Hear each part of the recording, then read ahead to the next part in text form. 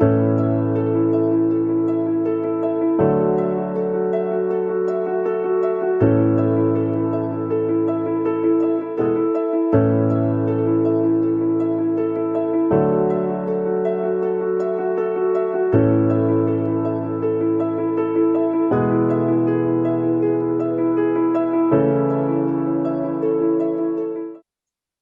very good afternoon to Manchester, London, and Vienna, and a happy evening to India. I hope everyone is safe during this pandemic.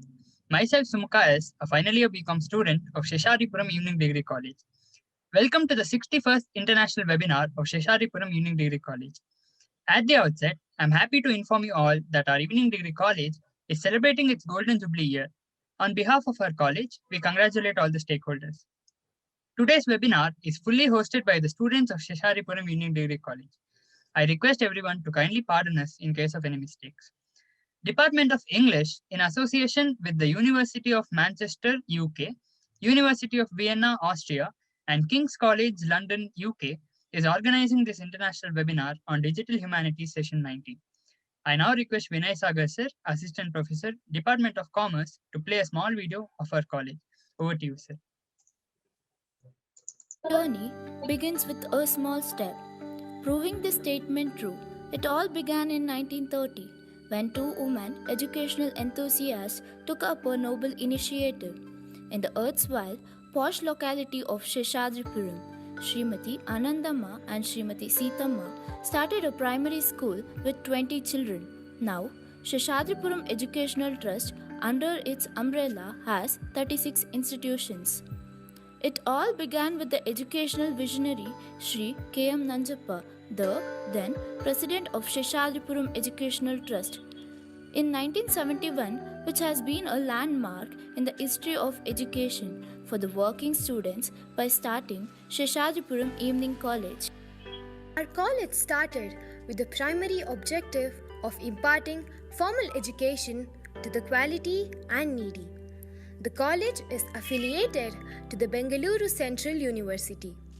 Being in the heart of the city, it has an easy reach and connectivity.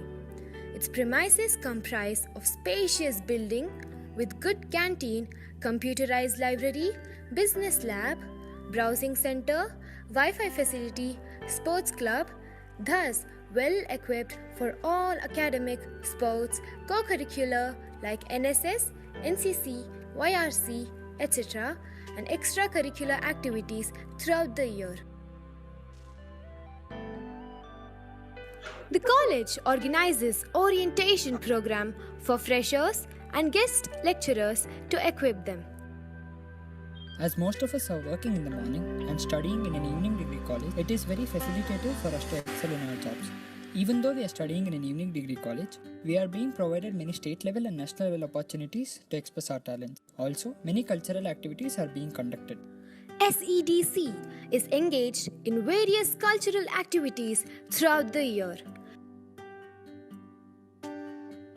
There are numerous committees in the college that perform variedly on their behalf and have a lasting effect on the college, students, as well as outsiders. Our evening degree college believes in the vision to ignite the minds of every student to identify and develop their inner strength, with the mission to promote holistic development of students by offering quality education and making them self-reliant and progressive. Our college NCC cadets will visit every academic year in Officers Training Academy Chennai and INS Kadamba Naval Base at Karwar.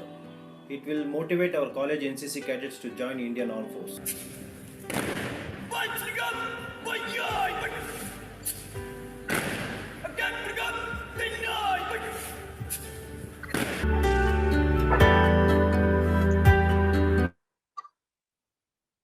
Thank you, sir.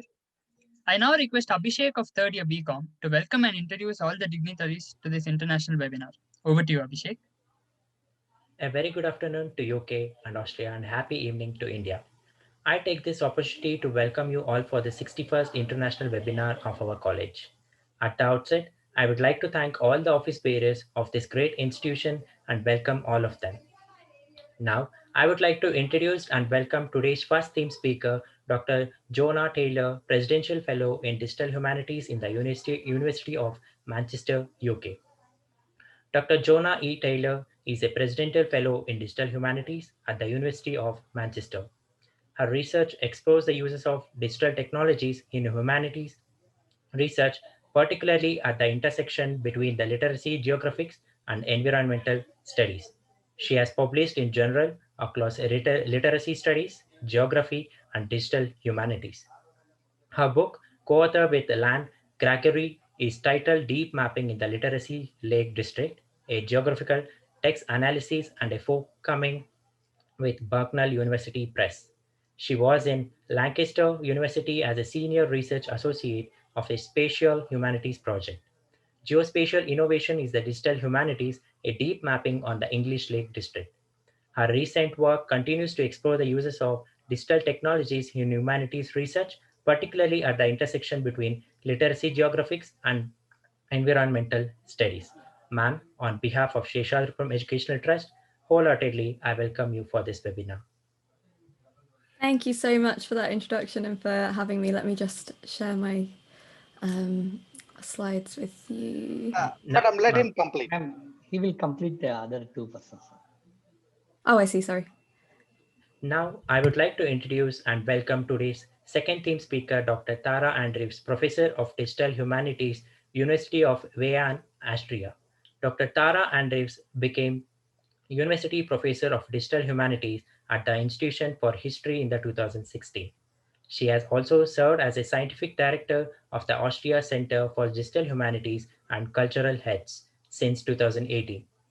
Her dual scientific training as well as her professional experience in the software industry has provided value and rare perspectives on overall use of digital and computational methods in humanities domains.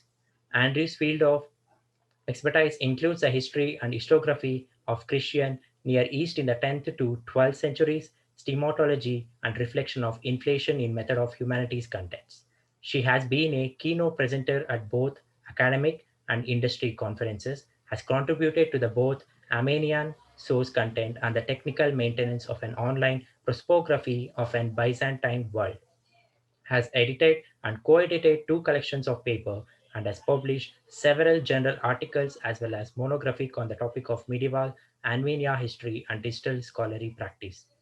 Her scientific output also extend to a research software, most notably the STEMA web suits to online tools for analysis of STEMA hypothesis, and also including a range of smaller tool for whole source code has been realized to a public of GitHub. From 2012, from 2021 to 2026, she was being PI for an ERC project relevance aiming to bring a new perspective to the history of 11th century in the Christian world by digitally remodeling the data we have. Ma'am, on behalf of Seshadripuram Educational Trust, wholeheartedly I welcome you for this webinar. Thank you very much for the invitation. Now, I would like to introduce and welcome today's third theme speaker, Dr. Tobias Blanke, Professor in Social and Cultural Tobias, King's College, London, UK. Dr. Tobias Blanke is Professor of Social and Cultural Informatics in the Department of Digital Humanities at King's College, London, and Distinguished University Professor of Artificial Intelligence and Humanities, University of Amsterdam. Tobias' principal research interests lie in the development and research of artificial intelligence and big data devices, as well as infrastructure for research, particularly in the field of human science. Recently, he has also extensively published on ethical questions of AI, as well as critical digital practices, the engagement with digital platforms. Tobias has authored 3 books, over 80 journal articles, conferences papers, and book chapters spanning traditional philosophy, computer science, and digital studies. He has been an investigator on high-quality research grants well excess of over 30 million euros, including the coordination of major European networks. Tobias' monography include the most recently digital asset ecosystem rethinking crowds and clouds, which offers a new perspective on the collaboration between human and computers in global digital workflows. He is currently writing a book on socio-economic position of AI called Algorithmic Reason, the Governments of Self and Other. Sir, on behalf of Seshadripuram Educational Trust, wholeheartedly I welcome you for this webinar. Thank you very much for the kind invitation and introduction. It's my proud privilege to introduce and welcome our one more dignitized person who is presiding in this webinar, Shri W.D. Sir, Honorary Trustee, Seshadripuram Educational Trust, Bengaluru, India. Sir holds a master degree in pharmacy specialized in the field of total parenteral nutrition. He served as a famous Al Adan Hospital, Kuwait for over 13 years. He is an honorary trustee of Seshadripuram Educational Trust. Sir is the backbone for all the events conducted in our Evening Degree College. Sir, on behalf of Seshadripuram Evening Degree College, I welcome and request you to preside over this webinar. Thank you.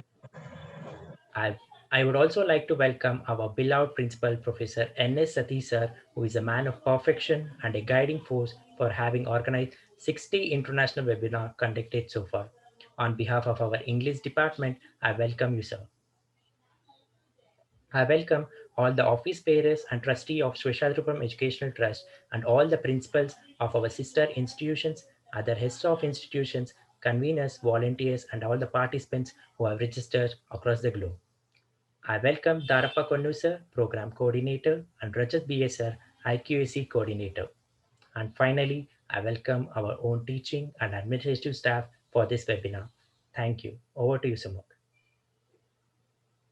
Thank you, Abhishek.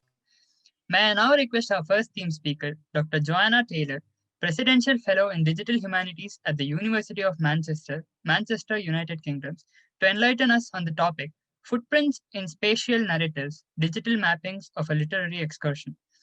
For the next 25 to 30 minutes, the floor is yours, ma'am. You'd have thought by now that I'd been using Zoom long enough for teaching that I knew how to use it, but apparently not.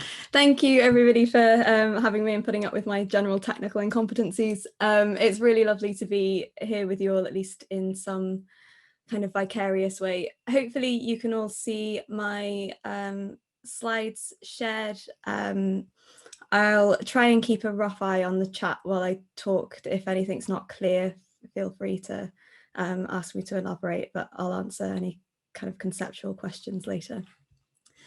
So I want to begin alongside the son of Corby Castle's gardener. At the turn of the 19th century, John Houseman, who was a native of Carlisle in the northwest of England, performed a study of his home region. It was for what he called the distant reader, and he aimed to convey information, he said, without too much trouble or the requirement of lots of time. But he also wanted to provide the tourist, he said, with a useful guide that would draw their attention to all those objects more or less noticed and their situations which are felt worth his attention in the course of his travels through the district. In short, what Houseman hoped to provide was a study of a region that combined distant with close readings of the landscape and that would be useful for readers whose interests lay either in general trends or in details. What Houseman's ambition speaks to, I think, is a centuries-old recognition that comprehensively understanding a cultural object, whether that's landscape or text or artifact or anything else, requires the simultaneous deployment of multiple analytical scales. His account responded to contemporary concerns that details were being overlooked in favour of wider prospects. And there was maybe no place where those concerns were so concentrated at that particular moment as the area of Cumberland, Westmoreland and Lancashire that we refer to today as the Lake District, and it's this shaded region here. This is the area that inspired the key writings of the picturesque movement, whose dominant kind of imaginary was to emphasize distance. And it drove some of the 19th century's most important advances in geological understandings of Britain's past, as well as inspiring some of the period's most influential authors. William Gilpin, William Wordsworth, Dorothy Wordsworth, Samuel Taylor Coleridge, Felicia Hemans, Harriet Martineau, Matthew Arnold, John Ruskin, and at the tail end of my period, Beatrix Potter, each produced some of their best known works in the Lake District. And the landscape really infiltrated their writing. But in turn, those authors' works, alongside other artistic interpretations, have really profoundly shaped the place itself. The Lake District was recognised in 2017 as a UNESCO World Heritage Site in its cultural landscape category. And that's a definition that was in itself originally devised with the Lake District in mind. so as to acknowledge the influence of authors and artists alongside farmers and other forms of human intervention on the ways that the landscape has been managed over the course of the last 3 centuries. So the issues to which Houseman's guide draw attention anticipates anxieties that are kind of inherent to contemporary humanities, and particularly, I guess, digital humanities scholarship, which worry that applying macroscopic approaches to the large volumes of source material available in digital form is largely to miss the point. This is still, I think, quite present in literary discussions about digital humanities.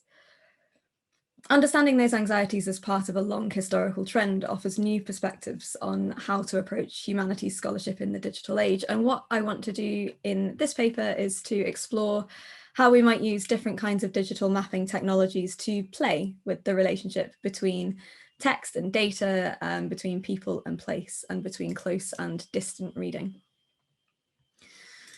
So literary mapping is obviously not a new endeavour. Literary atlases like this one of Britain's literary geography by William Sharp have been in circulation since the late 19th century, and early quantitative experiments in literary cartography followed not long after. And the questions that arose in those early years of literary mapping have remained much the same. So why do we map literature, and how do we go about it? The application of digital resources in the study of literary geographies has encouraged literary geographers to ask challenging questions about the relationship between text and place, and also to explore those questions using sophisticated modes of cartographic modelling. It maybe goes without saying that geographical information systems, or GIS, have become an important part of that discussion in literary studies, as in other areas of the humanities and social sciences before it. GIS offer really unique opportunities for spatial humanities study, and not least thanks to their ability to integrate different kinds of sources and manage massive data sets. And that capability has made the technology from a literary point of view especially attractive for the study of large corpora of texts. So we might think of projects like Stanford's Emotions of London project, or Barbara Piatti's Literary Atlas of Europe. The projects that I was involved in at Lancaster aim to do something similar. So the image on the left here is from the British Academy funded Mapping the Lakes project, and the two on the right are from the later Geospatial Innovation in the Digital Humanities project. What these collectively aim to do is to use the Lake District as a case study to demonstrate ways in which GIS can be used to draw out diverse textual geographies in fictional and non-fictional texts. So for instance, on the screen here, the Mapping the Lakes example on the left is one text, Thomas Gray's journal of his tour through the Lake District in 1769. It's been manually transcribed, and the kind of emotive words in the text have been graded on a numerical scale to indicate positive or negative emotions. The work on the right is a development of that kind of approach. So those maps indicate data from the full corpus of Lake District writing, which was a corpus of 80 texts put together over the course of the Lake District projects that were all led by Ian Gregory. What the top one shows is the places where the word beautiful co-occurs within 10 words of a place name, and the bottom shows where the word sublime co-occurs within 10 words of a place name. And these maps are useful because they help us to extrapolate what the kind of geographies of these different terms are, but that also in turn tells us a little bit more about the wider development of these terms in the 18th and 19th century, and provides a new link really for the relationship between place and aesthetics. I can share the links for the articles that that these two come from later. So although GIS requires much more training than and doesn't offer such speedy results as platforms like Google Earth or Neatline, it remains the best option for for serious spatial humanities scholarship. And Knowles calls GIS the Mercedes of geovisualization, thanks to this unrivaled analytical capacity. And GIS's structure can offer some really exciting possibilities for new forms of research into humanities sources and position those alongside other forms of multidisciplinary data sets. But the kinds of data on which the humanities depend also emphasize the limitations that are kind of inherent to the GIS data model. So we might see its major strength as also its fundamental weakness. The highly quantitative structure that allows us to undertake spatial analysis also depends on translating complex, ambiguous sources into more definite numerical data, things like coordinates. That approach also risks stripping the map of its affective meaning. Tom Lynch, Cheryl Glotfelty, and Carla Armbruster put this really nicely. They call it the mingling of the contours of the land with the human imagination. And they see that as being really fundamental to a map's power. But that power, that mingling, is overshadowed in a GIS map by its apparent objectivity. And there can be some really serious consequences from that kind of approach. As a number of feminist GIS scholars argued in the early to mid 2000s, GIS can kind of risk perpetuating narratives of underrepresentation, particularly of women and non-white communities, since the coordinate systems on which they're based aren't politically neutral.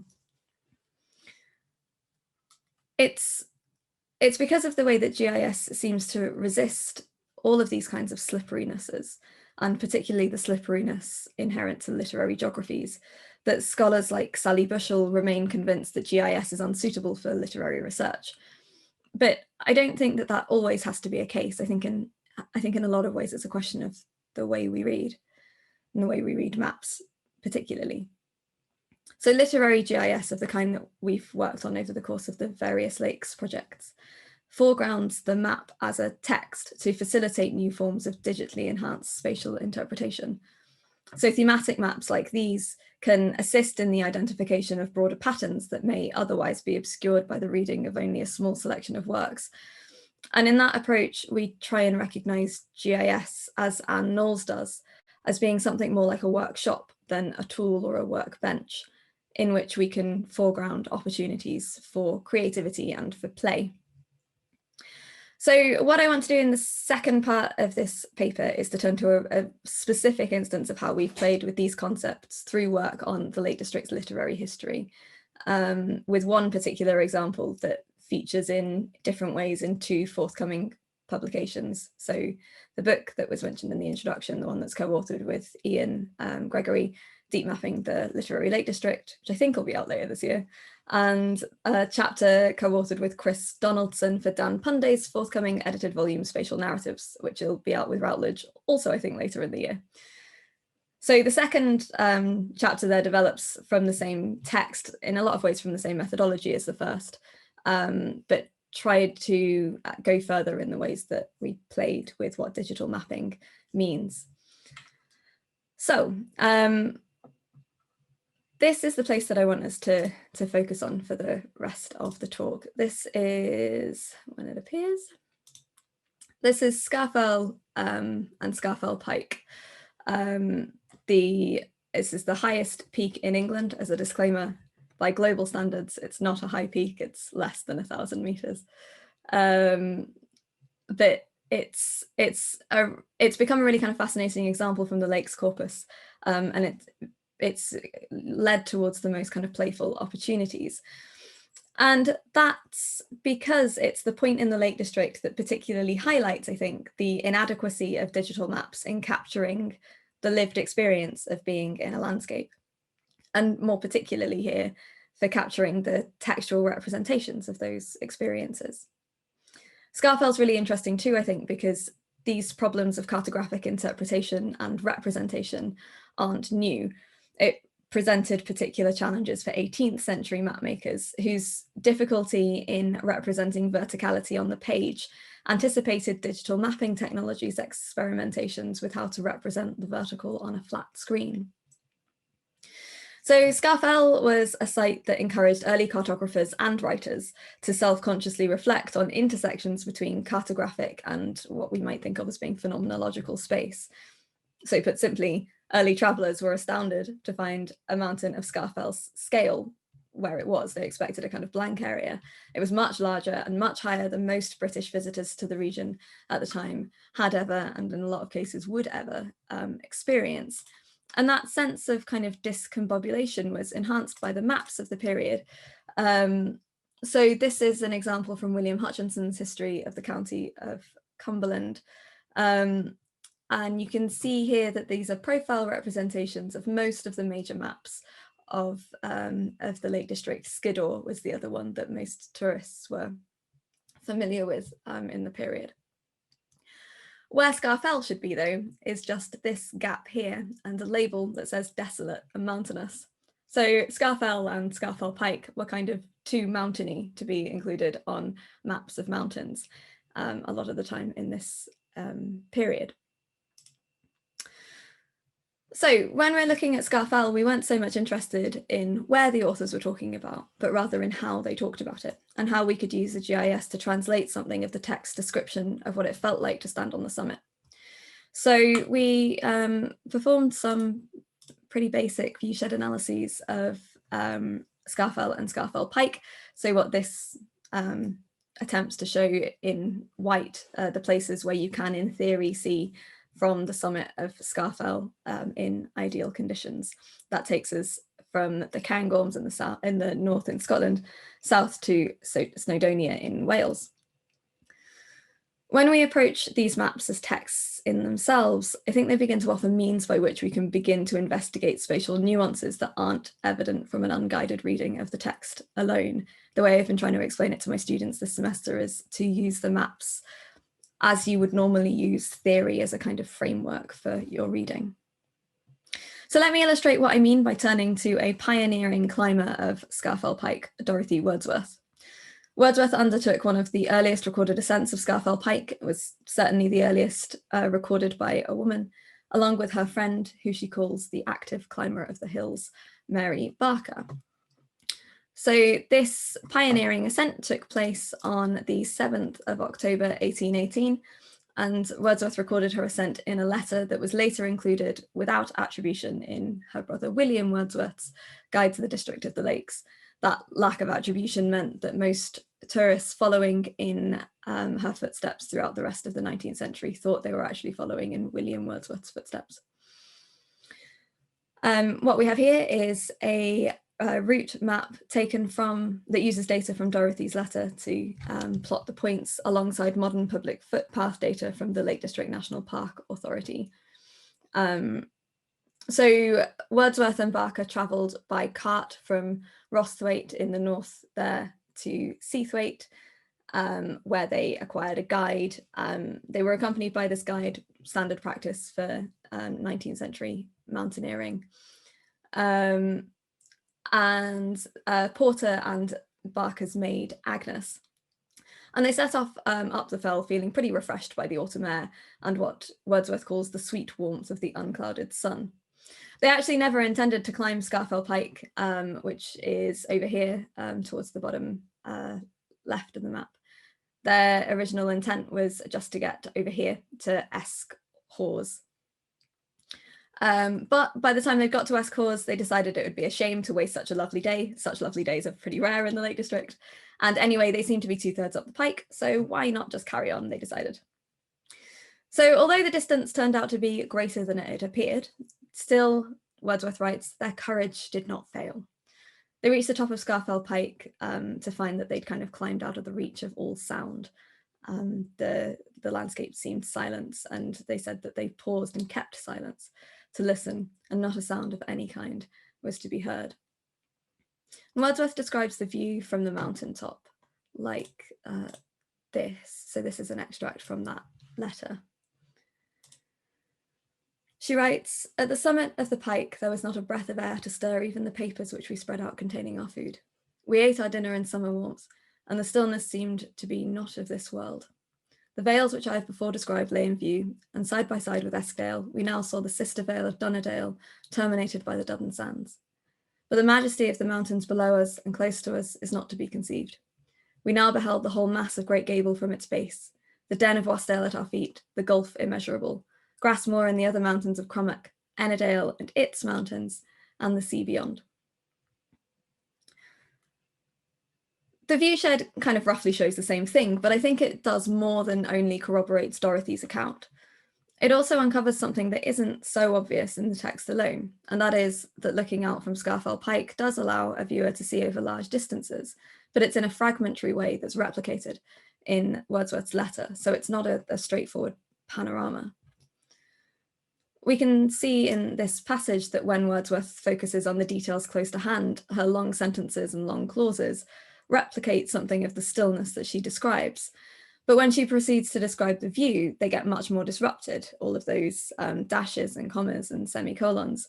And that replicates something of the experience of looking out from a summit where the view is disrupted by other peaks and rocks and just the natural curvature of the earth. When it's read in this way, Wordsworth's letter doesn't offer a cartographer's eye view of the region, but she does describe something that's really deeply personal, that's highly contingent on the relationship between a particular body and landscape. The grammars of both text and map then mutually reveal some potentially new ways of reading this account and understanding something of the exhilaration that Dorothy feels on the top of a mountain on a beautifully clear autumnal day. So this work got me really interested in ways that digital cartographies might be used alongside texts to uncover something of the kind of embodied experience of being in a landscape. And developing that work coincided with a project that I worked with the Wordsworth Trust on called This Girl Did, Dorothy Wordsworth in Women's Mountaineering back in 2018. So the project's main focus was an exhibition, but alongside local artists, students and filmmakers, we also produced a couple of films to try and translate something of the experience of following in a 19th century writer's footsteps. Again, I can share the links for these later. One film produced by students at Lancaster does a really lovely job of visualizing and articulating the ways that maps interleave with our embodied experiences of a place. And the other one documents the retracing of Dorothy's ascent of Scafell 200 years to the day after her. Here we are in all of our bebonneted glory. We did not enjoy the same weather. It rained a lot all day. There were also gale force winds. We thought that our families would be very worried, only to come down to find that the storm had been really localized just on Scafell. But as we walked for the majority of the day, we were within meters and, at least if not 200 years apart, minutes of Dorothy. So for me, this was an unbelievably moving experience, but it was also a really distinct opportunity to gather data about the ways that different kinds of historical technology influence and impact the ways that we encounter place. That includes clothes, and in a lot of ways, the revelatory technology for me that day was the bonnet, which I could go into raptures about, but won't. Although I'm always more than happy to answer questions about bonnets. Most obviously, though, and most relevantly for our topic today was the Garmin smartwatch that I was tracking the route with. So here is the same map that I showed a minute ago with the GPS track from my watch next to it. So reinserting the body into geographical discussion has been a focus for ages for feminist geographers. But the influence of wearable technologies on how we read and write is something with which humanists haven't really started engaging. Isabel Peterson's work is a really important exception, as is David Cooper's article in Literary Geographies, but there's loads more that I think could be done. I think it's a really exciting area. So the data captured by wearable technologies and fitness apps threaten to kind of disrupt modern understandings of subjectivity that, to borrow terms from Deleuze and Guattari, understand the self as being unified, rational and static, and instead break the landscape and the body down into multifaceted series of cartographic marks, things like GPS tracks, number of steps, heart rate, calories burned, things like that. Instead, these technologies are examples of what Peter Mitchell calls postmodern cartographies, which emphasize movement over stasis, line over point, and connection over individuation. So I just want to finish by showing you how this worked with Wordsworth's letter. So on the screen here is an image of the fair copy of Wordsworth's letter, alongside watch data showing elevation and pace. What this does, I think, is articulate a pretty intimate connection between body and text, the text that we were following, using as a map in a lot of ways, and the place itself. So, for instance, overlaying the pace data onto elevation data, as here, indicates the places where we, mimicking the 1818 party, pause to talk, admire the views, or eat. So here is Escor's, where we, like Wordsworth and Barker, stopped and had lunch.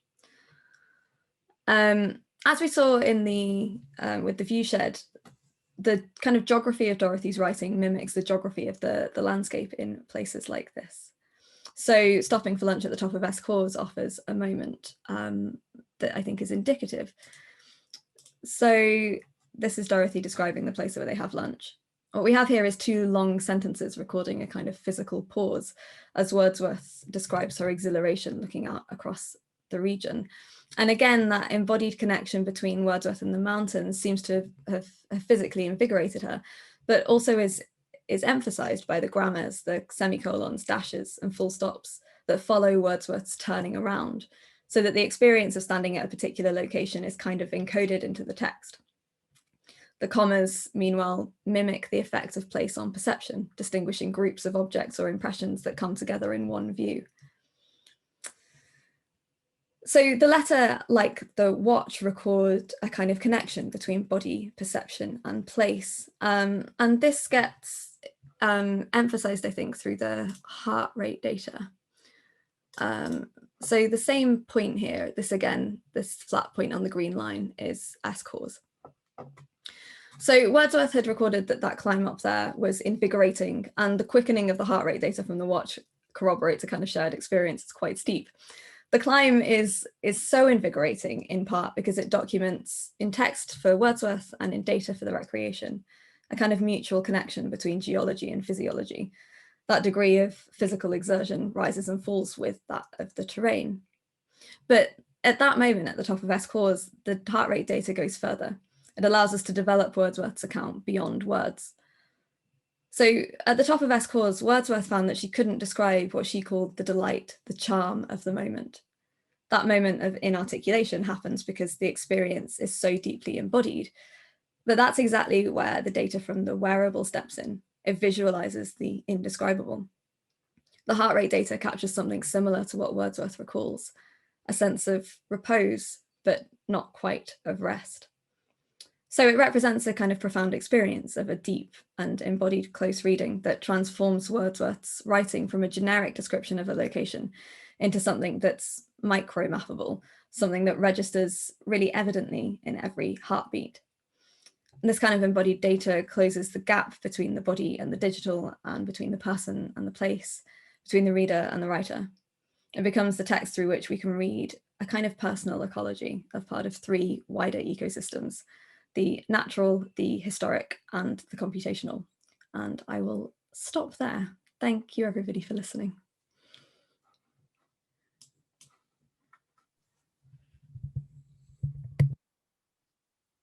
Thank you very much, ma'am, for your insightful theme address. I now request our second theme speaker, Dr. Tara Andrews, Professor of Digital Humanities at the University of Vienna, Austria, to enlighten us on the topic, how might we make data collection more useful for historians? For the next 25 to 30 minutes, the floor is yours, ma'am. Thank you very much. Let me get my slides online. Okay. So thank you again for the invitation, and I'm happy to take the opportunity to talk about some of the let's say puzzles of doing digital humanities in medieval history that have come up for me lately. Because more or less everyone in digital humanities works on some specific small part of the very broad humanities, and I'm no exception. My work focuses primarily on the eastern half of the Christian world in the 10th to 12th centuries. So in this talk, I'm going to be focusing mainly on things from the 11th century and the decade before the Crusades. Now, what about the 11th century? What was it like? It was a time of limited travel and even more limited knowledge about others, or was it a time of unprecedented mobility? Well, views on this actually differ. A particularly sharp example comes when looking at two publications by two well-respected scholars, both published within the last 20 years, one from a Western medieval background and one from Byzantine studies, broadly speaking. On the one hand, we have Thomas Asbridge, the Western medievalist, saying that in northeastern France, as in the rest of Europe, even nobles could expect to live their entire lives without traveling more than 100 kilometers from home. But then on the other hand, we have Jonathan Shepherd, who works primarily on Byzantium and the eastern half of Christendom during this time, saying he talks about the quickening of long distance trading and written communications in the course of the long 11th century. He talks about ever more frequent face-to-face encounters of Western Christians with Easterners and Muslims, and also in Scandinavia and Rus with pagans. Now, these are two quite difficult to reconcile images of what the 11th century was like in the Christian world. And it may be, of course, that the discrepancy might arise from a disproportionate focus in the modern Western world, especially on events that were happening within Western Europe at the time. This is understandable from the perspective of the Western search for the roots of the crusading movement, which was so significant to European history especially. But from outside Western Europe, this perspective appears a little bit, well, parochial. The heartlands of the crusading movement were not yet anywhere near the center of gravity of the Christian world. Consider the East, we have Byzantium, Syria, the Caucasus. Consider the North, we have these comparatively vast territories undergoing a fairly recent process of Christianization. Consider even the Holy Land, which was not under Christian rule, but was nevertheless a focal point of devotion and pilgrimage from all over Christendom. So one of the motivating questions of this talk is, how do we integrate such complex and such differently perceived pictures of what the reality of the 11th century Christian world might have been? Now, I have to warn you that I'm not going to be able to answer in this talk the question I just posed, at least not for the next few years. But I do want to talk about how we're starting to think of approaching this integration of information using digital methods. Because on the one hand, the integration of all of these different regional pictures needs all the help it can get, because we have so many different language traditions and geographical traditions to think about. And when we're talking about vast volumes of small pieces of information that don't obviously cohere with each other, then computers and digital data would seem to be a very obvious means of approach. And indeed, there are quite a few digital resources and an ever-expanding amount of information that can be accessed online. But so far, there is not as much as we would like in the way of integration between these resources. And it's tempting to see this as simply a technical problem. After all, the semantic web, as it's known, is all about the linking together of lots of different sorts of information. And there has been quite a bit of work on vocabularies, standards, ontologies, and linked open data repositories to try to get all these pieces of information connected with each other. But a closer look at how these resources are used or not used within the field suggests that the problem is not necessarily just a technical one, but there could be a more fundamental problem. The semantic web was conceived in the modern day for cases when the facts are both unambiguous and available. For example, the dentist's opening hours are 9 a.m. to 6 p.m. and my calendar has these 6 meetings and it takes 30 minutes to drive to the dentist. Please make me an appointment, smart device. But this assumption that the facts are fairly clear breaks down massively when we try to record things about history, and this becomes more true the farther back we go to some extent. Now, the difficulty is especially clear when we look at two existing approaches. The first we can call the what actually happened approach. These tend to be representations of a single reality, and they tend to be based on linked open data and ontologies. Now, I need to step back and say that I'm not saying, ontologies themselves are not necessarily the problem. There's no restriction on the sort of logical or semantic content that you can use an ontology to define. There's no rule that says that if you're talking about people, you have to represent a person as having a single birthday and having a first and last name and having a profession and so on. However, the vast majority of ontologies that have been used in cultural heritage so far do exactly this, because this is how people who use them tend to want to have the information presented. And there are examples of this are easy to find. Projects for linking historical information tend to take this declarative approach so that people have particular dates of birth and death. They can be linked to life events such as education or marriage. This is also the default approach in more, let's say, event-based ontologies. There's a well-known one developing ever greater gravitas within the field called SIDOC CRM for cultural heritage data in general. And SIDOC is a little bit more complex in structure. You can define an event called birth and link it to the person who was born and the people who were involved in the person being born, the mother and father and so on. And while this reflects in some sense what we actually want, after all, our historical work would be very easy if we had sources on which we could depend without doubt, telling us that Alexius Komnenos was definitely born on the 15th of March, 1048. The fact of the matter is that we don't have these sources. And so many historians who are working with these sources are likely to look with suspicion and disbelief at any piece of data asserting without any qualification that Alexius Komnenos was definitely born on the 15th of March, 1048. This brings us to the second approach that we see in historical information, which is best exemplified by something called factoid prosopography. This is instead of being a representation of what actually happened, it's more a representation of what we have been told. So here the idea is to explicitly refrain from presenting any single source of truth, but rather the database only contains all of the things that have been claimed in primary sources. And these are categorized in a way that is relevant to the place and the period under consideration. This means that for each person in this prosopography, there will be a collection of things that have been said about this person in the different sources that we have. And all of these things will be broken down according to the type of information being presented. We have kinships, titles, known locations, and so on.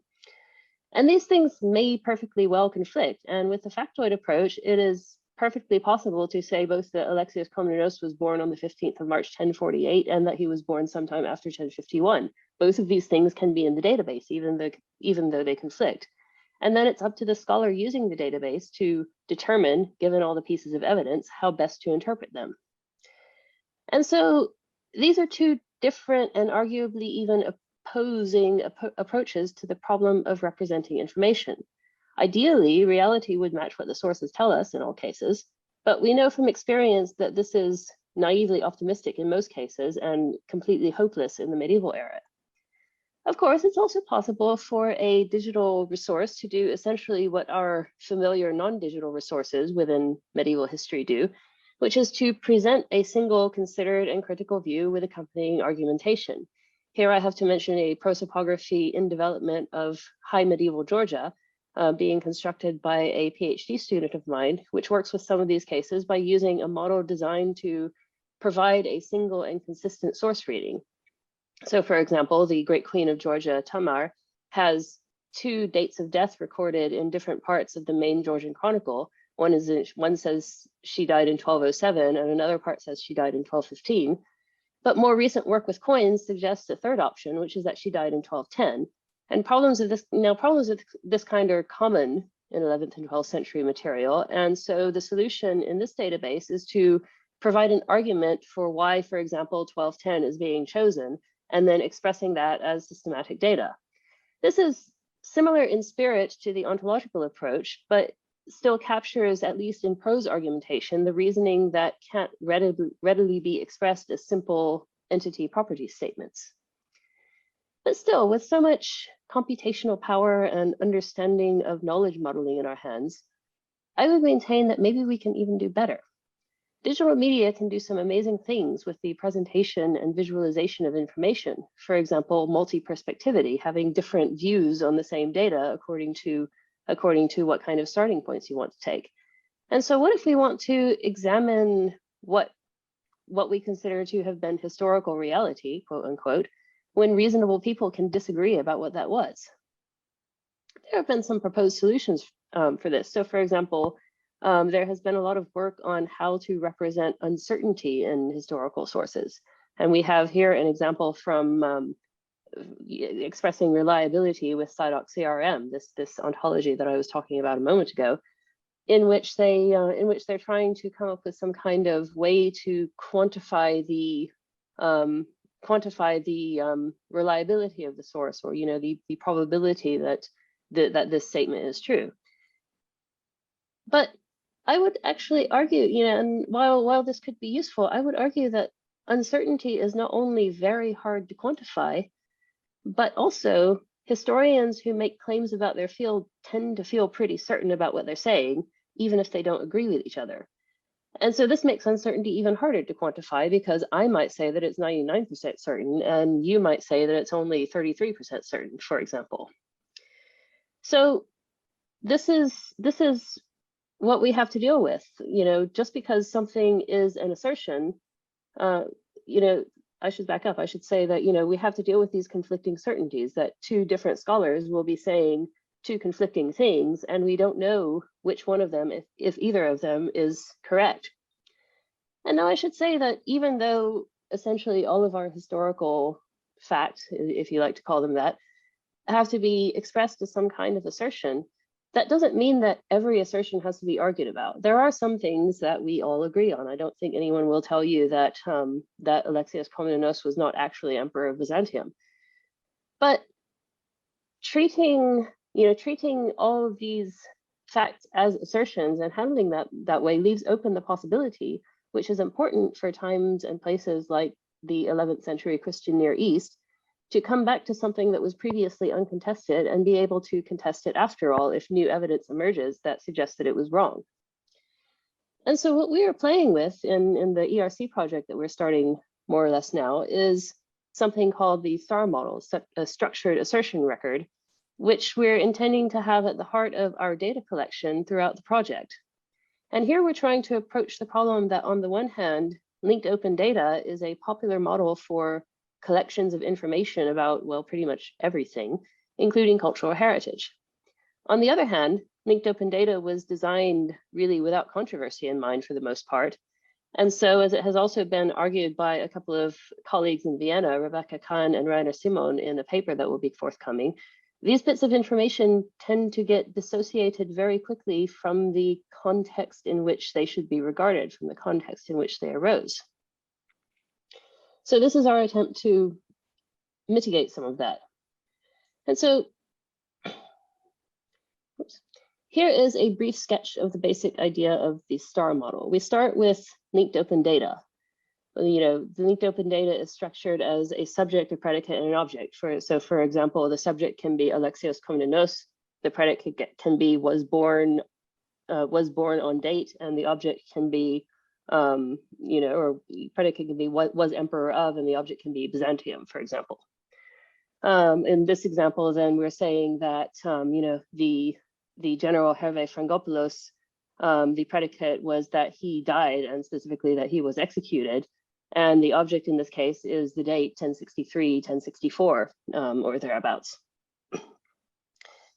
And so what we don't know by looking at this object, or by looking at this data structure, is who is saying this and why. And these are very important pieces of information for anyone trying to do historical research. And this means that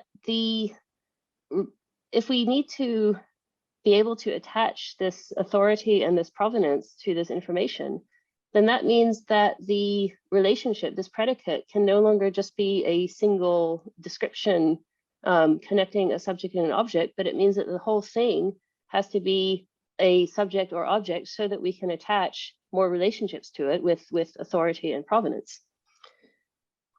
And so here's a fairly simple example of what we intend, which is that the statement, together with the authority and the provenance, if we know what it is, that constitutes an assertion. But yeah, so this is an example of the Frangopoulos factoid, shall we say, turned into an assertion. The assertion is that he was, according to the text of Matthew Videssa, as read by the scholar Gerard Dedeyan, then this guy Frangopoulos was recalled by the Byzantine emperor and executed in 1063, 1064. And this is what such an assertion would look like. But here's a conflicting assertion based on a different source. In this case, the scholar Werner Seid is using a seal, a lead seal in his collection with an inscription to assert that Frangopoulos must still have been alive in 1071, and he can't have both died in 1064 and also been alive in 1071. Now, in the factoid model, it's up to the user to decide which bit of information to trust. But unlike in the factoid model, the user does not necessarily have to evaluate every single statement in isolation. They can choose the authorities, so they can choose whether they trust the scholarship of Dede Yanmore or the scholarship of Seifmore, for example. Or they can choose whether seal evidence is more reliable or whether textual evidence is more reliable, and filter their statements accordingly. So one of the first obvious questions we wanted to answer for ourselves was to ask how, if at all, does this idea of adding source and authority information to linked open data fit into existing models? And in fact, the problem of conflicting assertions has been getting an increasing amount of attention in the last couple of years. There was a relevant revision to the SciDoc CRM published in 2019, and there's an extension proposing an argumentation model known as CRM-INF, which was published in a preliminary form in 2015. And so this is an example of how our assertion model, as diagrammed before, can be expressed perhaps using SciDoc CRM and CRM-INF. And so our group has engaged in a small pilot project over the last year or so to test the feasibility of this approach to modeling historical information. And one of the immediate questions that arose was how easy or hard would it be to convert a set of factoids, for example, in the Byzantine prosopography, into a set of structured assertions. And it turns out, thanks to the foresight of Charlotte Rouaché, who was managing the Byzantine prosopography for a long time, she made a list of the scholars involved in the Byzantine prosopography and the sources that they analyzed. And so it's actually pretty straightforward to a degree to be able to say who is saying what about a source. And so for the purposes of the pilot, we were actually able to directly convert almost all of the different types of factoid in the Byzantine prosopography into this kind of assertion model, and it seemed to work fairly well. Now, the narrative factoids are another feature of PBW. That is kind of where we link people to events, and if any of you have ever worked with historical information, then you know that describing a person's name and date of birth can be fairly straightforward, but describing how a person was related to an event with other people in it can get pretty increasingly complex. And the narrative factoids are linked in the Byzantine prosopography to something called narrative units, and the narrative units are themselves assigned to a year. So we have to do rather more complex modeling in order to be able to express the information in the database about what happened, events that happen and when and which people were or were not involved in these events. But this did bring up an interesting opportunity for a little bit of experimentation with automatic inferences. Because in PBW, the Byzantine prosopography, narrative units are linked to years, and narrative factoids, these little bits of assertion, are linked to narrative units. But there are also location factoids in the database, which are linked neither to narrative units, nor to narrative factoids, nor to dates. So it means that using PBW data directly, you can get a list of all of the places that a person is documented to have ever been or been associated with throughout their lives. But you can't put this list in order by time, and you can't easily even find out in which year a person was in a particular place. The only common link we had between undated location factoids and dated narrative factoids will be the specification of which bit of the source material is this coming from. And this is not very helpful from the point of view of a user who is trying to use the online prosopography, because you can't really search things by source snippet. But for us, it presented the opportunity to play around with how we might make some automatic inferences over an existing set of assertions. And this also seemed in theory to work. We were able to, in many cases, to assign at least a year to the assertion that a person had been in a particular location. And with this, you can start putting together, let's say, rudimentary or preliminary sort of trajectories of where a person moved over the course of their lives within the Byzantine world. Now, I've been talking a lot about person information and prosopography because that was the data that we had to experiment with. But potentially, we could handle a wide range of data types. While factoid databases have tended to prioritize direct assertions made by historical texts themselves, As we develop this model, we hope to be able to consider assertions made on the basis of other source material, perhaps arguments from art history or architecture or environmental history or numismatics, or other mechanisms of argument, such as inferences drawn from combining sources or discussing lacunae where a proposed factoid is not directly stated by a text.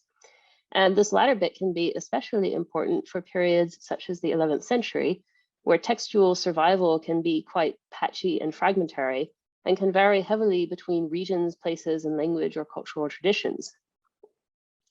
And from a historiographical perspective, our STAR model has particular importance when it comes to looking at cases like that of medieval Georgia, where not only is primary material often overlooked due to linguistic barriers and the fact that there are very few people in the world who can read medieval Georgian, but where there are strong historiographical traditions in handling that material that are not very well known outside the scholarly environments of those particular countries. And so if we can present assertions from these historiographies in a format similar to those from Western historical traditions, this can provide some useful insights by allowing better visualization and comparison of the differences between both the presentation of individual pieces of information or events and the narrative threads that they collectively form. But this experiment also brought up an interesting question, which is still an open one in our project. Because many of the scholars who worked on the Byzantine prosopography would be quite upset to think that I'm over here talking to you, staking their reputation on some completely absurd claim in an 11th century text that everybody knows isn't really true, just because it's that person who happened to be the scholar who read that source and interpreted it and ingested its factoid into the database. Because we remember that factoid databases take every statement, even if we don't actually believe they're true.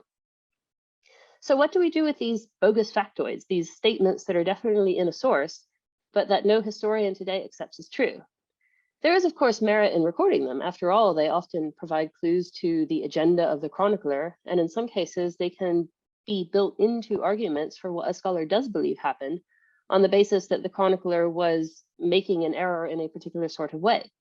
For example, what if Matthew of Edessa was right that the emperor did have Frangopoulos executed, but the emperor in question who did it was Michael VII, and the offense was his unauthorized assumption of command in the East after the Battle of Manzikert in 1071, for example.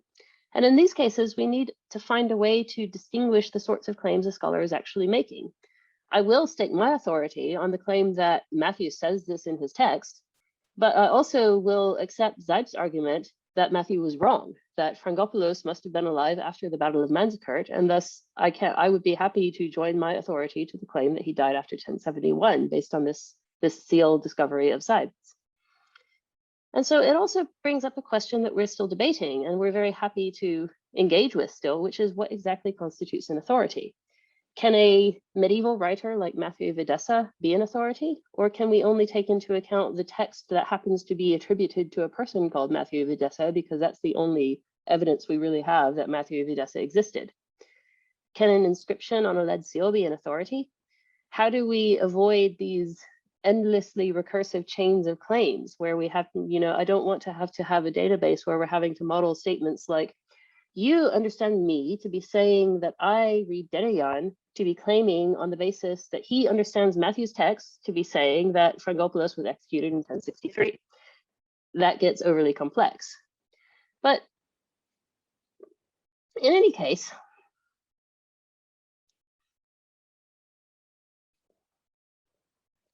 let's see.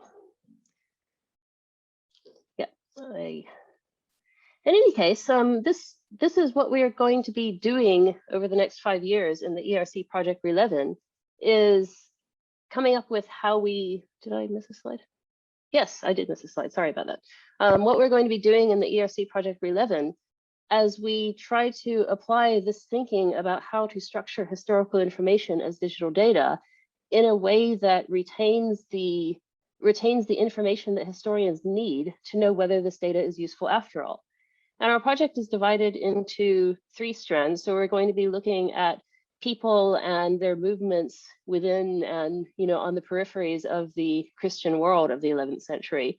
We also want to be looking at how these people perceived the place around them. So for example, what the extent of the Byzantine world according to the view of people in Constantinople would probably have conflicted somewhat with the extent of the borders of the Muslim world according to the people of Baghdad in the middle of the 11th century. And we like to see how different people viewed their sort of internal geography insofar as we can. And the third strand will be looking through these interconnections through textual culture, which is to say, what kind of texts were being produced and copied where in the 11th century, and what kind of connections can we trace through the circulation of these texts.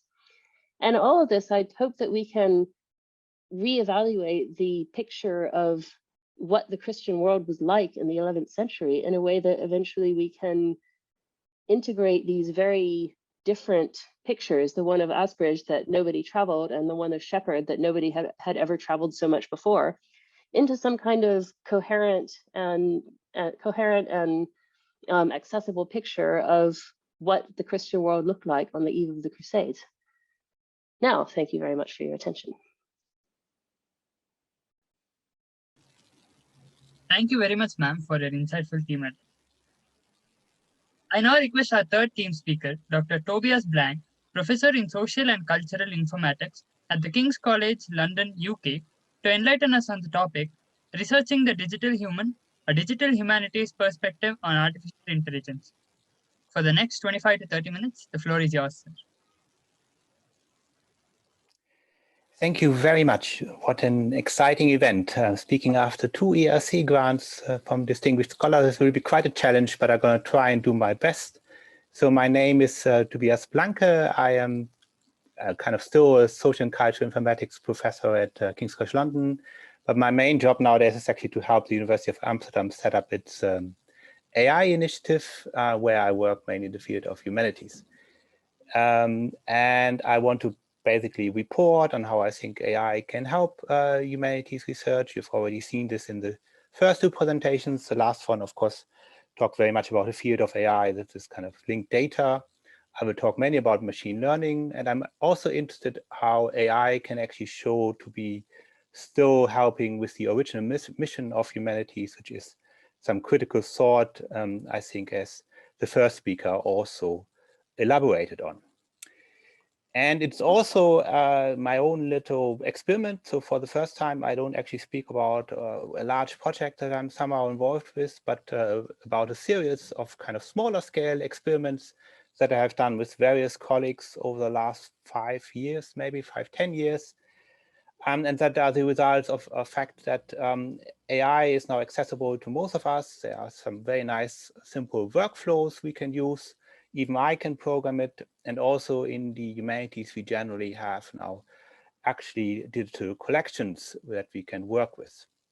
So it's this kind of twofold history that I'm telling, and I'm focusing on 2 areas. The first one will be about methodology. So I'm asking how we can be critical in our methodology on the basis of 2 collections that I will look at. These are Holocaust collections on the one hand side, and then political speeches. And then the second area will be again about 2 papers I've written with others, this time asking the question what it means to be a digital human, what the digital human condition is. So the first one will be about analyzing the mobile ecosystem and platform power in it. And the second one will ask the tedious question about what's very kind of big debate in Europe about reliability of news sources. So what did I mean with critical research? Joanna also said that at the beginning. In a way, in the humanities, we are maybe not so interested in what machine learning typically produced. I think also Tara, of course, showed this. We are not interested in the big trends, but we are in the individual particular differences, the changes in time. We are interested in deconstructing certainties and also giving a voice to those people who are generally not heard. So telling the history of people who are otherwise ignored. And the first project that I'm reporting on, this is a paper that was published about this, is exactly about the latter. So it is based on a much larger European collaboration that we've been running for over 10 years, the European Holocaust Research Infrastructure, which has been integrating Holocaust material across Europe, the United States, and Israel. And this is now about one of these collections, actually, where we have investigated what we can do with what is often cited as one of the biggest data collections in the humanities as a whole, which is the survivor testimonies of the Holocaust stored by the United States Holocaust Memorial Museum. And we are looking at actually only a small part of it, which are the transcripts. And what we're trying to do in that paper was to ask us the question, also what Joanna also talked about in the beginning, to ask us the difficult question on what are the emotions, sentiments expressed in there. Of course, they're very negative sentiments because they're mainly memories of the Holocaust. And if you know this kind of methodology, Joanna presented this a little bit at the beginning, then there's two principal ways of doing this. The first one is a kind of unsupervised way of doing it by using dictionaries of sentiments and emotions. And then you simply use these dictionaries, the words in these dictionaries, to count how many times certain emotions appear, and it ends up with a final score. The problem in humanities research, and here in particular, of course, is that these words often don't match these particular emotions of the Holocaust. So generally, these are not very usable. The other approach is, in sentiment analysis, is to actually do a machine learning model by giving the computer a bunch of documents that you can learn from, The problem here is that we don't have money in the humanities, so this is actually generally quite expensive. So we tried to do a mixture model where we did the following. We ran the unsupervised learning method across the collection. And then we had, I think, 25% of the top and 25% of the most negative sentiments. And we use these kind of smaller collection of documents where we were fairly certain that there would be the right assignments to then generate artificially new documents, what is called nowadays generative humanities research. In those days, that was all a little bit preliminary. And then we ended up with a large-scale representation of documents that somehow express positive and negative emotions over this time period. And we built then a classifier to analyze this and understand this against the whole collection again. And that actually worked on a kind of purely computational level, surprisingly maybe. So you got quite good accuracy rates, over 80% from what I remember. But that's not actually most important. You actually got some interesting insights too. So here is a representation of words that are most discriminatory between kind of positive and negative sentiment documents. In this case, these are the negative sentiment documents, so the words that are most representative for the negative sentiments. And you see here, this is mainly linked to the Holocaust Lager system. But what's interesting here is that the Nazis actually quite outside of this Holocaust Lager system. And we explained ourselves that of course, in the Lager system, the Nazi disappears in a way and becomes a guard, torture, etc.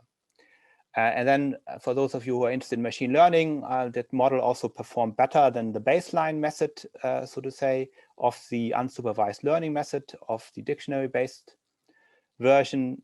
You can see this here. This is for, according to the dictionary, both two document parts that are expressing positive sentiments.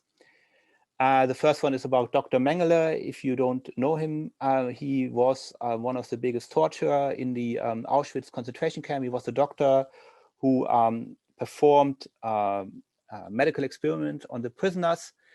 And our system rightly recognizes as a very bad emotion, while I think the dictionary-based method gets confused by the fact that it's a doctor.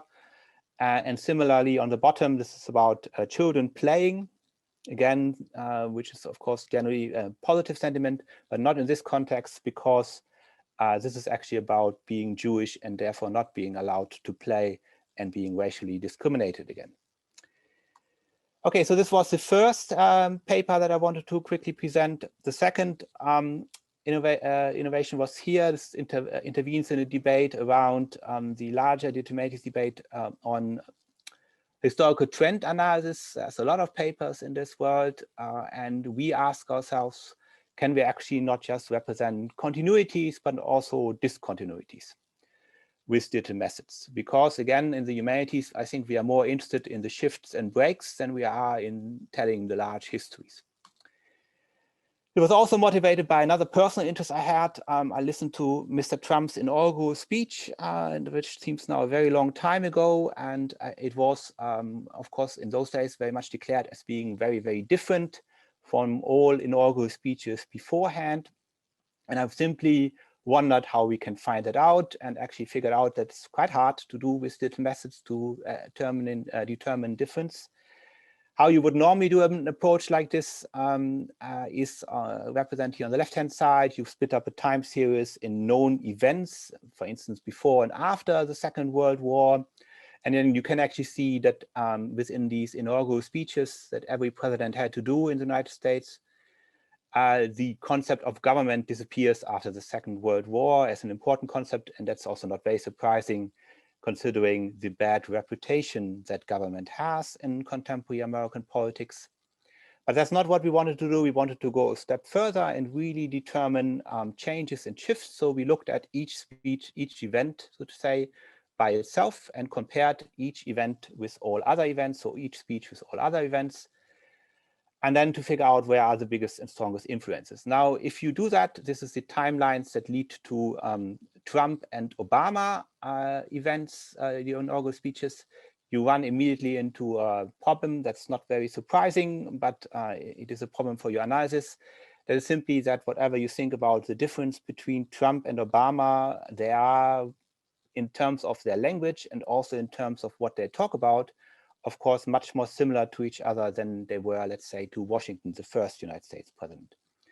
So you have to somehow develop a method to subtract this kind of what we call trend or correlation, that we do with time series analysis. And then you have a detrended timeline.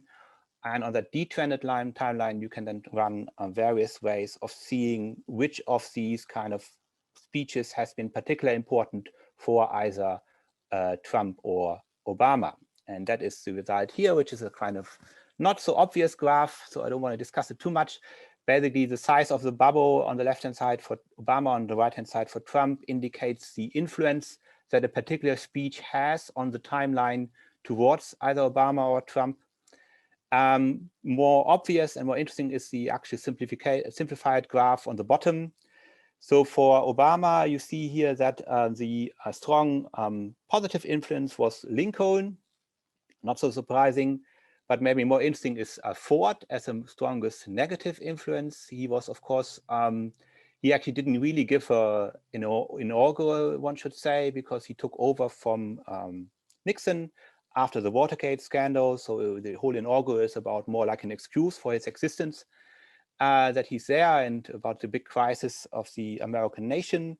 So you see how this is in opposition, of course, to Obama. Ford was also a Republican, one should say.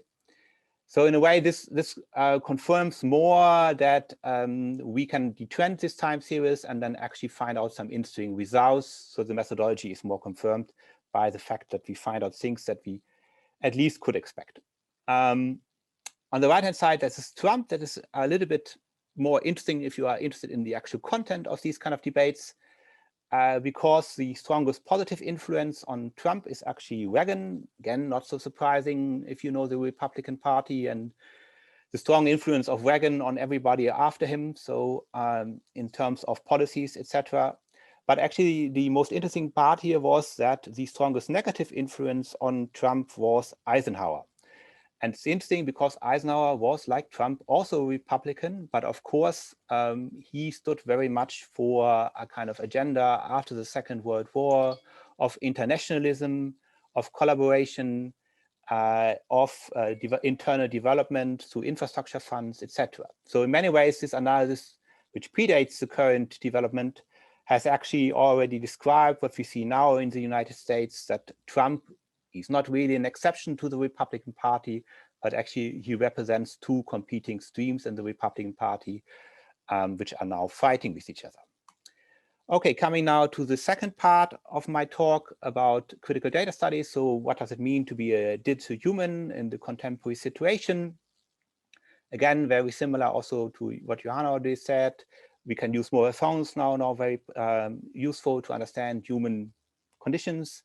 And we had a series of projects in the past to look at mobile phones and what it means to be datafied by them when we use them, and what it means for us actually to be have some kind of self-conscious relationship to this datafication. And this then led to a number of publications, and this is the last one. We, on the one hand side, worked a lot with specific communities, how they were datafied, for instance, teenagers. But this publication is more like a broad study of all the datafication processes going on across apps in a particular environment, which is the Google environment. So we basically downloaded lots of apps from this Play Store and then looked at the services embedded in these apps and how they connect us outwards to the large platforms. So the services are embedded by the developers at any moment in time or by other people. And we were interested in understanding how platform power is not just a question of direct influence, but works on this kind of micro level of code too. We call it in the paper monopolization through decentralization.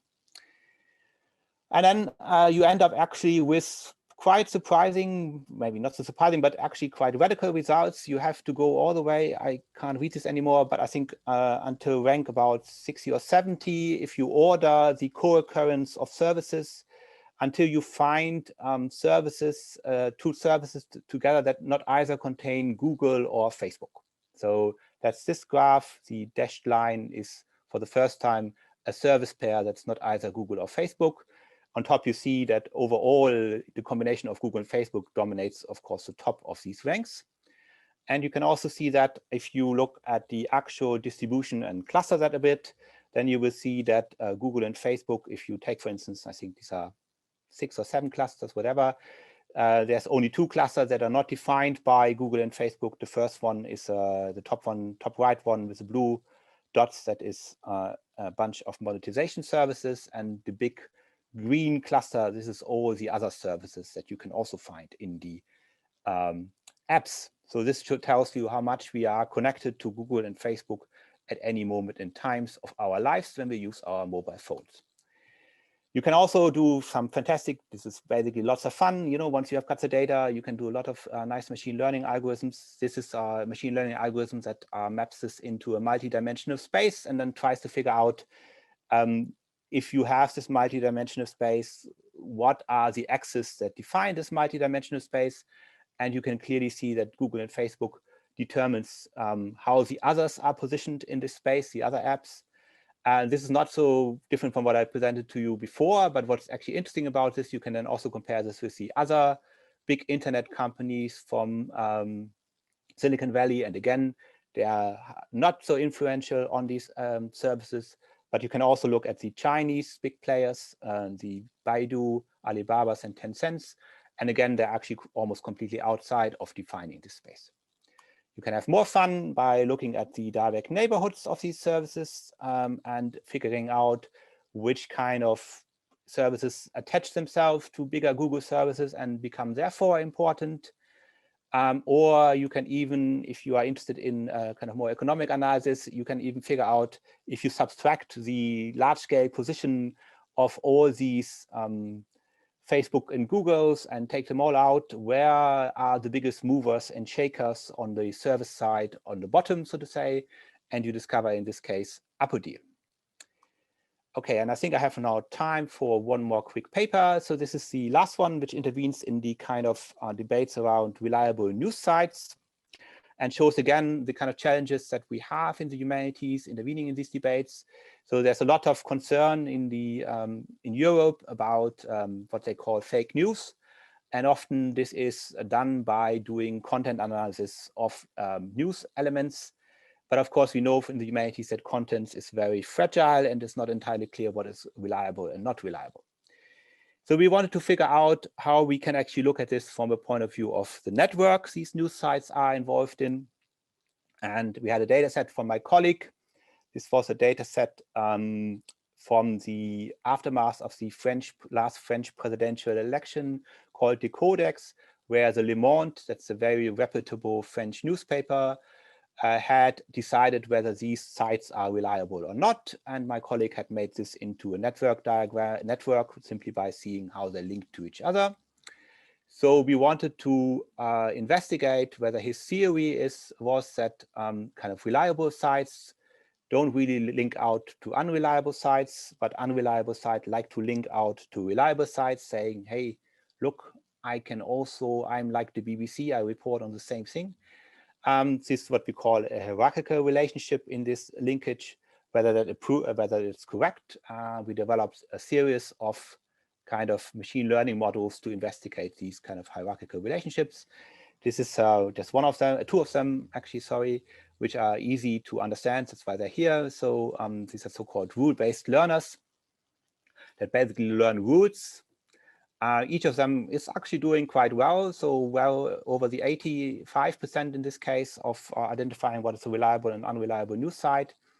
The first one is a very simple one, which simply picks up the most important feature for learning this kind of relationship. In this case, this is neighbors reliable edges. We had constructed these features in such a way that we could test these kind of assumptions that we had about ideas of transitions between reliable and unreliable news sites. And neighbors reliable edges says basically, okay, don't look at the site itself, look at its neighbors.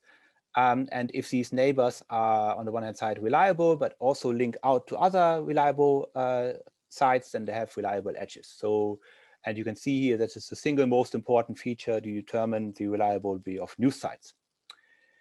And then in the second version, this is a bit more complicated algorithms that identified other features. In this case, the ratio with which sites link out to other unreliable sites. So both these features together determine very much whether you are a reliable site or not.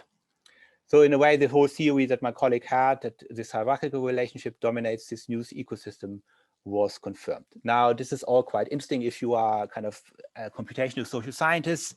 Maybe more interesting from the kind of point of view of humanities is that you learn a lot about what it means to be reliable and how these content assessments are done. You see already here and a very, just when you look at these rules, that they are quite complicated. They summarize a lot of exceptions and strange shifts in reliable and unreliable statements. So that tells you that these kind of decisions are very difficult to make by these assessors. You can see that also when you look at the individual details, as you do a close reading of these things. So for instance, we could discover that the Le Monde people had mistakes in their assessment. There was a site called Génération Identitaire. That is a very hard to write news site, I would say, which was identified as being reliable by these assessors, and it's obviously not. And there's some interesting challenges for kind of the overall assessment. There's Fox News, which has not a great reputation. So our algorithm struggled very much with it to assign it to either being reliable or unreliable, while the Le Monde clearly assigned it to unreliable. So it is this kind of borderline cases where we say that this news site doesn't have a great reputation for reliability, but is at the same time very much linked into the official news ecosystem. And then there's also the limits of what constitute nowadays news sites in the web ecosystem as a whole.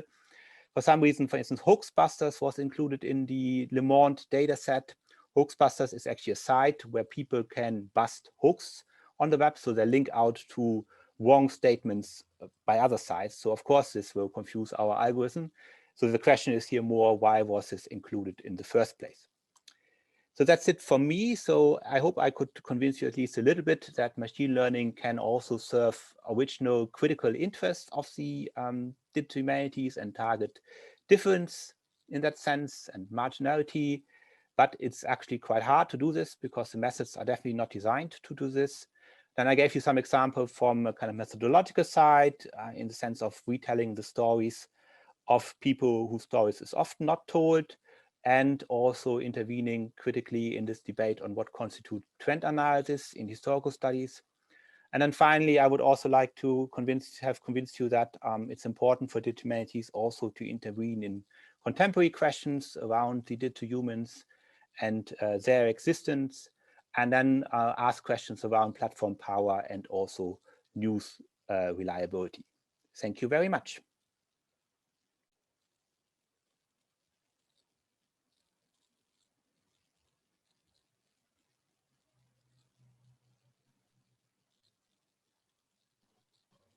Sumuk, are you there? Yes, am I audible, sir? Yeah. Thank you very much, sir, for your insightful theme address. Now the floor is open for the interaction. We will take up questions which we have received from the chat box as well as the registration form. I now request Darappa Konnur, sir, Associate Professor, Department of English, to moderate the interaction session. Over to you, sir.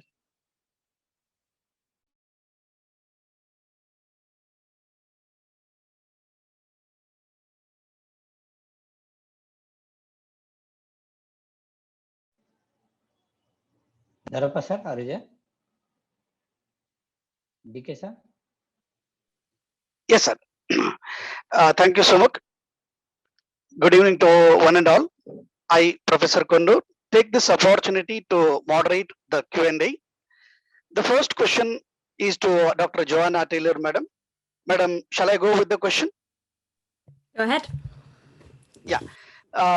What challenges did you face while doing the research on the intersection between literary geographies and environmental studies? That's a really big question. I think because there are so many challenges, the principal challenge, I think, and Tobias touched on this a little bit, is the difficulty of getting well-processed data in the humanities for the kind of budgets that we tend to have. There are a lot of massive data sets for 19th century literature available, for example, but they're not always processed in ways that make them very usable. A lot of them, for example, aren't geoparsed, or at least aren't reliably geoparsed, so that can make accessing large quantities of data, and particularly, I think, data from diverse writers, challenging. The Lake District corpus that I referred to was a corpus that was pulled together for those Lake District projects across the 3 funding rounds. It was pulled together by using a bibliography of Lake District writing, but with manual selection. One of the ongoing debates that we're having about ways of expanding on that corpus and the Lake District work, it's useful because it's the Lake District acts in a lot of ways as a peninsula, so in both sort of historical and geographic senses it operates as a quite a neat bounded entity, so for experiments it's quite handy. But most of the already digitized stuff is by largely white men, it's largely travel writing, and so you have to dig a little deeper or look a bit harder for extra stuff. And because the Lake District is so well known in my kind of area, I guess, as a particularly canonical place, I think one of the major challenges is that beginning kind of looking beyond what we already kind of think we know. So yeah, I think my short answer to that question would be that that appropriate forms of data are probably still the biggest challenge. Thank you, madam. The next question is to Dr. Tara Andrews. Madam, shall I go with the question? Yes, please. History is a great teacher, but failed to teach the lesson of pandemic. How do you comment on this statement based on the present pandemic? I mean, history can, this is very far removed, of course, from my part of history, but all I can say is that history is a great teacher to those who are willing to listen. And we have seen that different groups of people have been more or less willing to listen to different aspects of history. Now, the other thing is that, of course, while history may be a great teacher, history is by no means a clear and unambiguous teacher, because as we can see, different people can take many different lessons from the same historical information, which is more or less, what I'm trying to drive at in my project, for better or for worse, I suppose.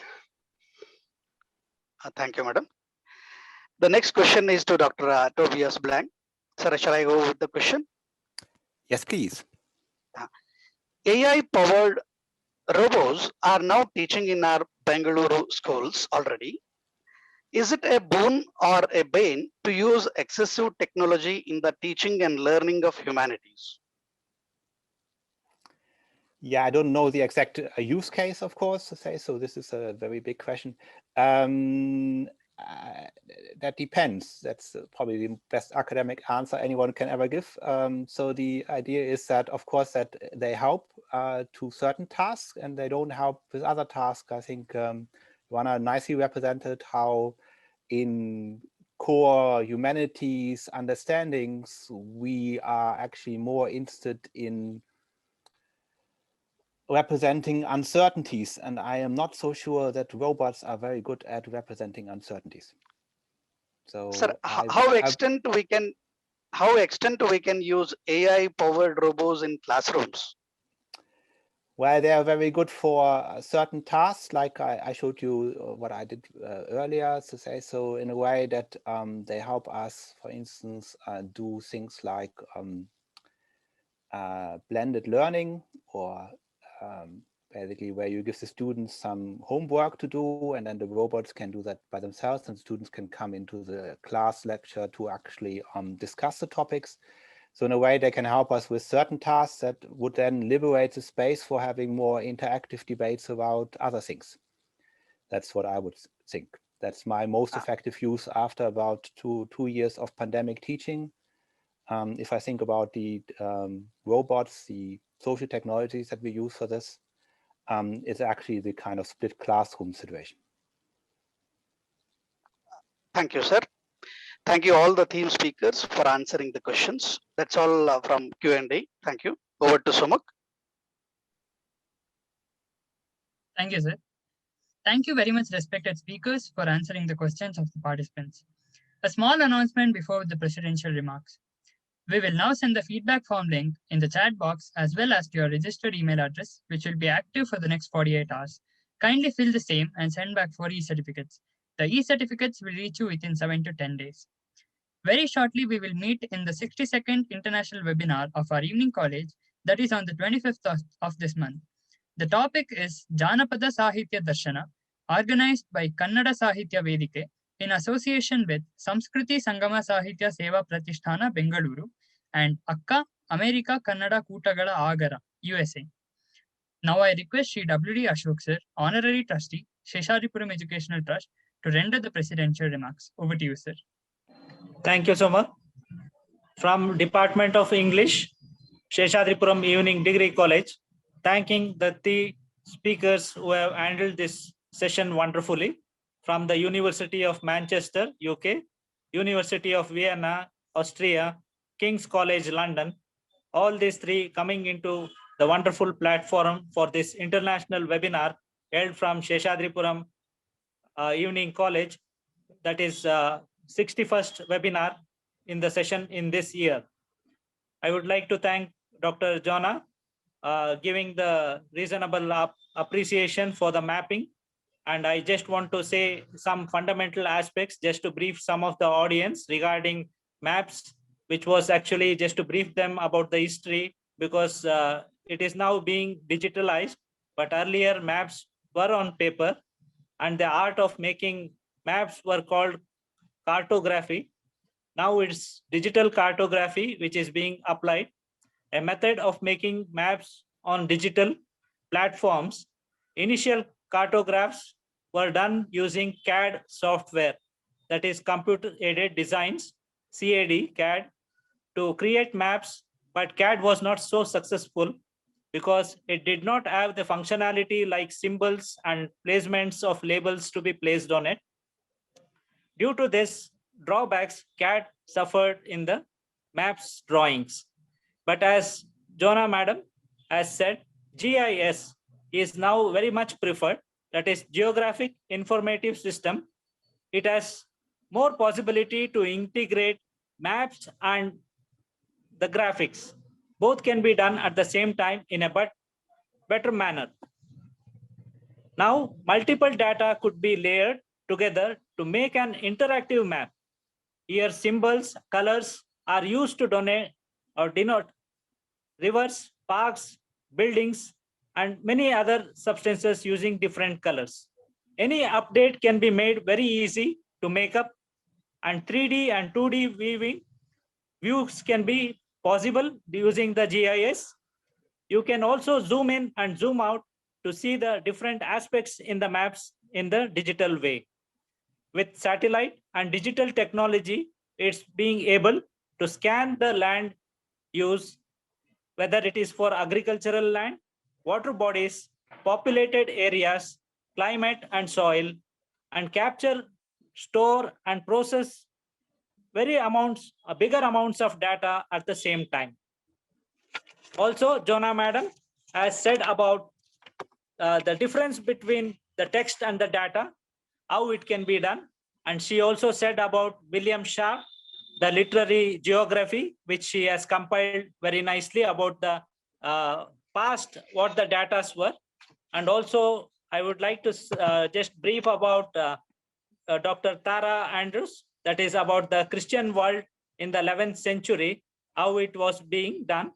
And the actual movement, what she had just said regarding the Britain, its movement of people, that is whether long distance trade, how it was happening, the encounters between the Christians and the Eastern world, and how the people movement, the place and the space, the textual cultures, all this has been given by Tara Andrews.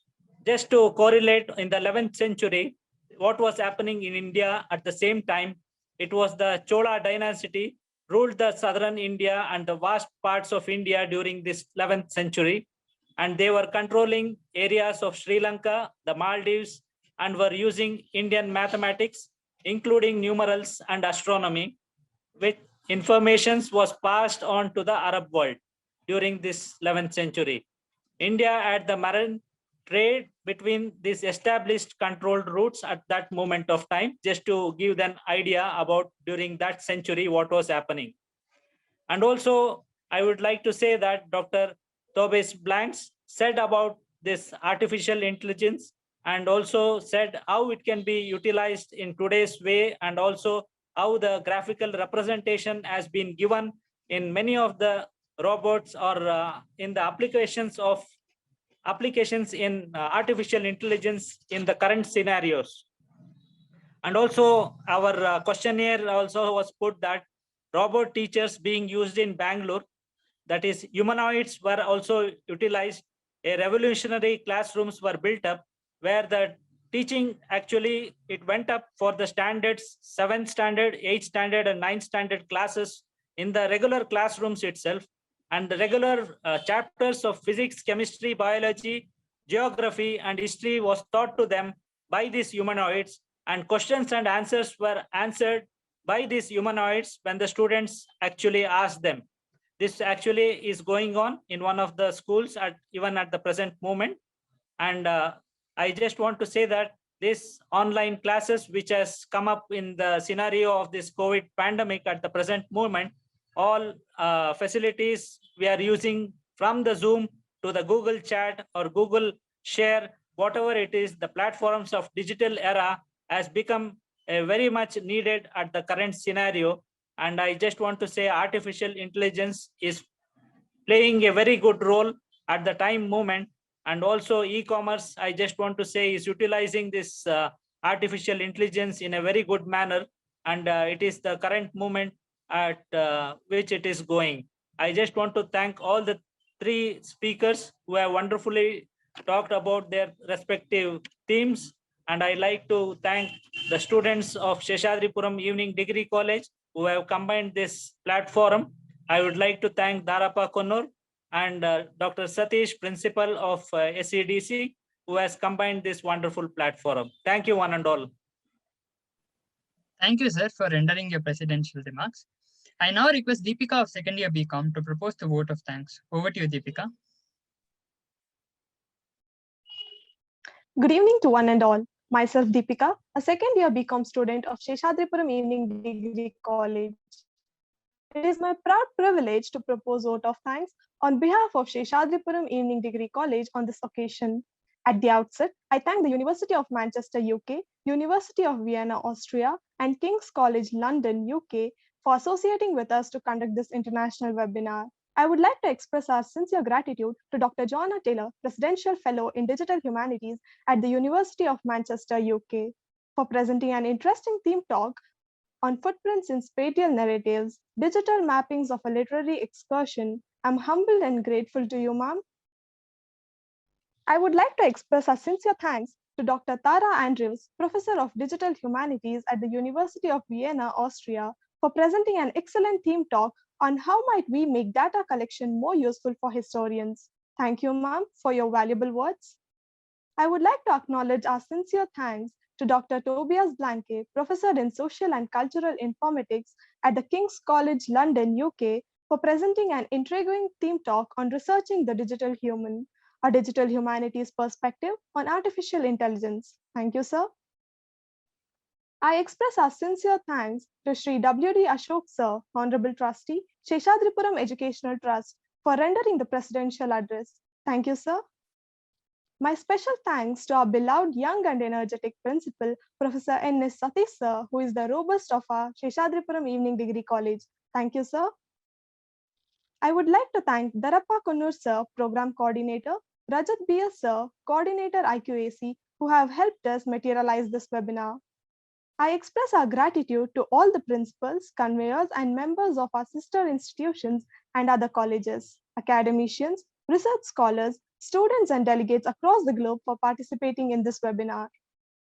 I would like to convey our heartfelt gratitude to Seshadripuram Evening Degree College for giving us, the students, the special opportunity to host this international webinar. We will ever remain grateful to our teaching and administrative staff for their support. Thank you, one and all. Thank you, Deepika. Once again, thank you, one and all. Principal, sir, can we conclude the webinar? Thank you, Joanna ma'am, for joining with us. Thank you, Tara ma'am. Tobias, sir, thank you. Ashok, sir, we are concluding the session, sir. Thank you for joining with us. Thank you. Thank you, everyone. Vinay Sagar, sir, conclude the session.